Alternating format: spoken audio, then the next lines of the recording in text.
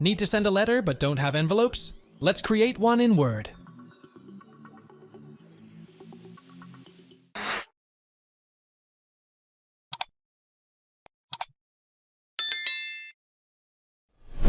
Select the Mailings tab at the top of Word.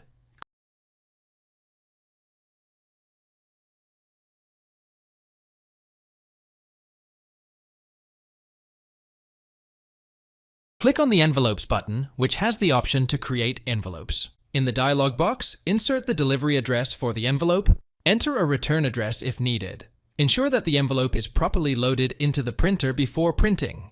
Select Print to view a preview with orientation instructions.